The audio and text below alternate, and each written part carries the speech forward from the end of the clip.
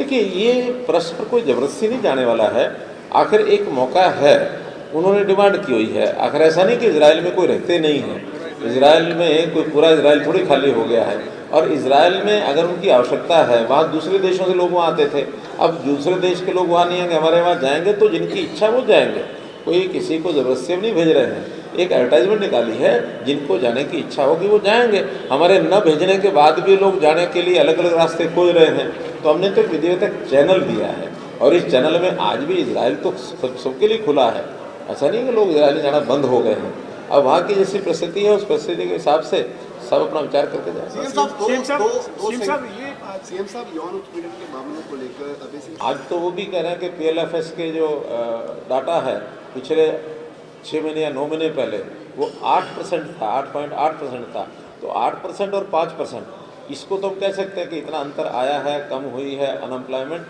लेकिन 28, 30, 36% से हम 5% पर आ गए, इस पर कोई भी यकीन नहीं करेगा।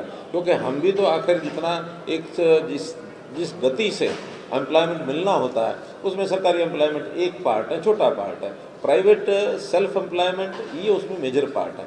उसके अंदर स्किलिंग के काम चल रहे हैं, शिक्षा चल रही है। अब तो हमने विदेश में भी, क्योंकि जब मैं दुबई गया था तो वहाँ कुछ ऐसे एजेंसी के साथ मीटिंग की थी कि विदेश में जहाँ जहाँ जितनी ज़रूरत मैन पावर की है, हम उसको सप्लाई करने के लिए तैयार हैं।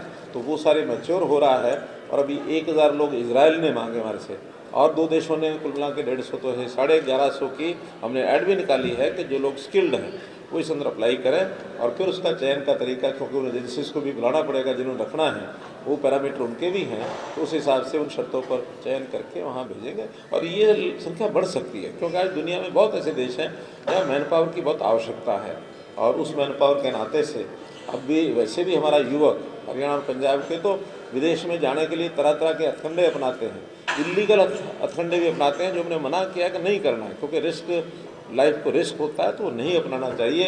डोंकी जैसा जो एक सिस्टम चल पड़ा है, उसको बिल्कुल भी हमने डिस्करेज किया है। उसके खिलाफ हम तो जहाँ जहाँ ऐसे क्या जानकारी मिलती है जिसको यानी एनकरेज करते हैं, उनके खिलाफ कार्रवाई भी करते हैं। तो कुल मिलाकर के विधिवत एक लीगल तरीके से सिस्टमेटिक ढंग से उनको भेजा जाए, तो एम्प्लॉयमेंट के लिए बाहर जाते तो अच्छी बात है।